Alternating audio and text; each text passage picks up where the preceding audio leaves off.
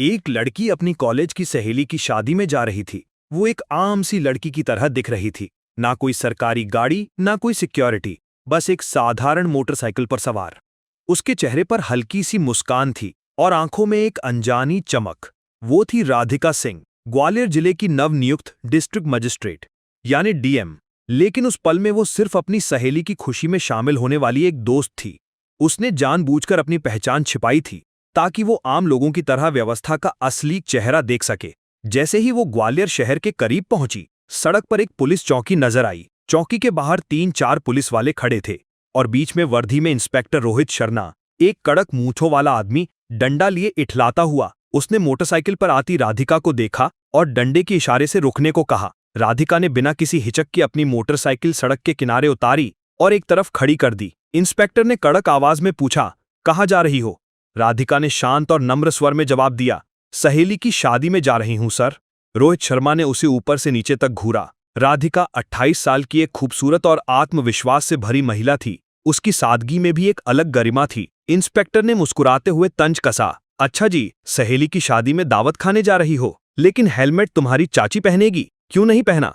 उसने व्यंग भरी हंसी के साथ आगे कहा, और ये मोटरसाइकिल भी बहुत तेज चला रही थी, अब चालान भुगतना पड़ेगा। उसने चालान पैड निकाला और लिखने का नाटक करने लगा। राधिका को अंदाजा हो गया था कि यह सब एक बहाना है। उसने शांत स्वर में कहा, सर, मैंने कोई कानून नहीं तोड़ा। इंस्पेक्टर का चेहरा तमतमा गया। उसने दूसरी तरफ खड़े एक कांस्टेबल को देखा और फिर राधिका की ओर घूरते हुए बोला, मैडम जी, हमें कानून सिखाने की कोशिश मत करो। उसने अपने साथियों को इशारा किया और जोर से कहा, लगता है इसको तरीका सिखाना पड़ेगा। अचानक इंस्पेक्टर ने राधिका के गाल पर जोरदार थप्पड़ जड़ दिया। बहुत सवाल जवाब कर रही हो, पुलिस जब कुछ कहे तो चुपचाप मान लेना चाहिए। राधिका का सिर एक पल के लिए चकराया, लेकिन उसने खुद को संभाल लिया। उसकी आंखों में गुस्सा तो था, पर उसने उसे दबा लिया। वो चुप रही, ये देखना चाहती थी कि ये लोग कितना नीचे गिर सकते हैं। इंस्पेक्टर ने ठट्ठा मारकर हंसा और अपने साथियों से बोला, देखो, अभी भी अकड़ बाकी है। अरे तेरे जैसी ना जाने कितनी को सही कर चुका हूं। एक कांस्टेबल आगे बढ़ा और बोला, सर, इसे थाने ले चलो, वहां आराम से इसकी सेवा करेंगे। एक अन्य कांस्टेबल ने राधिका का बाजू पकड़ा और झटके देकर खींचते हुए कहा, चल गाड़ी में बैठ। राधिका ने झटके से अपना हाथ छुड़ाया और गुस्से से बोली, हाथ लगाने की कोशिश मत करना, वरना अंजाम अच्छा नहीं होगा। इंस्पेक्टर का पारा और चढ़ गया। उसने एक कांस्टेबल को इशारा किया, जिसने राधिका के बाल खींचे और जबरदस्ती घसीटने की कोशिश की। राधिका दर्द से कराह उठी, लेकिन उसने अभी भी अपनी पहचान नहीं बताई। वो देखना चाहती थी कि ये लोग कितनी हद तक जा सकते हैं। एक कांस्टेबल ने गुस्से में राधिका की मोटरसाइकिल पर डंडा मारा और बड़बड़ाया, बड़ी शरीफ बनती है, अब तेरा खिलौना बनाकर खेलेंगे। राधिका पूरी तरह समझ चुकी थी कि ये लोग कितने नीचे गिर सकते हैं। इंस्पेक्टर ने चिल्लाकर कहा, बहुत देखी है तेरे जैसी अकलमंद, पुलिस से पंगा लेगी, आज मजा चखाता हूं, इसे थाने ले चलो। राधिका खामोश थी। उसने अपनी पहचान बताने का कोई इरादा नहीं किया। वो चाहती थी कि ये लोग अपनी करतूतों से खुद को और बेनकाब करें। थाने पहुंचते ही इंस्पेक्टर ने जोर से चिल्लाया, ओए, चाय पानी लगाओ, आज स्पेशल माल आया है। राधिका थाने की दीवारों को देख रही थी, ये समझने की कोशिश कर रही थी कि ये सिस्टम कितनों सड़ चुका है। एक कांस्टेबल इंस्पेक्टर के पास फुसफुसाया, क्या केस है साहब? रोहित ने हंसते हुए जवाब दिया, अरे कुछ नहीं, कोई छोरी छोरा जो मन करे लगा देना, बस इसका घमंड तोड़ना है। राधिका सब सुन रही थी, लेकिन उसकी आंखें अभी भी शांत थीं। वो चाहती थी कि इन लोगों की सारी करतूतें सामने आएं। इंस्पेक्टर कुर्सी पर बैठा, हाथ में पेन घुमाने लगा और राधिका से बोला, नाम बता, कहाँ रहती है, किसके घर की है? राधिका चुप रही। उसने दोबारा पूछा, सुनाई नहीं देता?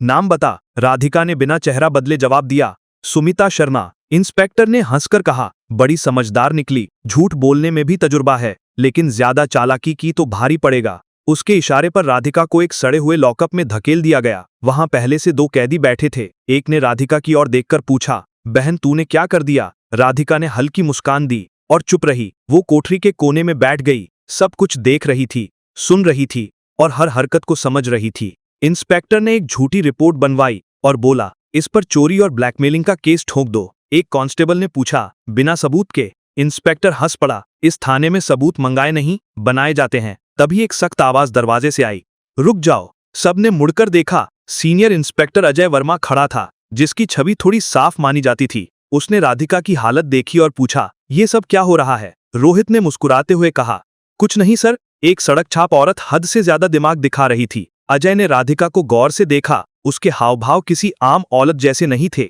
उसने पूछा, इसका जुर्म क्या है? रोहित घबरा गया। बस चेकिंग में बदतमीजी की थी। अजय को कुछ गड़बड़ लगी। उसने राधिका से पूछा, तुम्हारा नाम क्या है? राधिका चुप रही। अजय ने हुक्म दिया, इसे अकेली कोठरी में डालो, मैं खुद रहूंगा इसके पास। राधिका को एक और बदबूदार अंधेरी कोठरी में बंद किया गया। वहां टूटा हुआ टेबल और एक जंग लगा लोहे का रॉड पड़ा था। राधिका अब इस सड़े सिस्टम का असली चेहरा और करीब से देख रही थी। तभी एक कांस्टेबल दौड़ता हुआ आया और बोला, सर, बाहर एक सरकारी गाड़ी खड़ी है। रोहित चौंका। कौन सी गाड़ी? कांस्टेबल ने कांपते हुए कहा, कमिश्नर साहब आए हैं।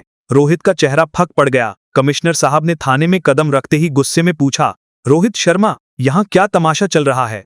रोहित ने हड़बड़ाते हुए कहा, कुछ नहीं सर, बस एक छोटा सा केस। कमिश्नर ने फाइल उठाई, पढ़ी और कोठरी में झांक कर बोले, ये कौन है? रोहित ने कहा, 420 और ठगी का केस है सर। कमिश्नर ने पूछा, सबूत है?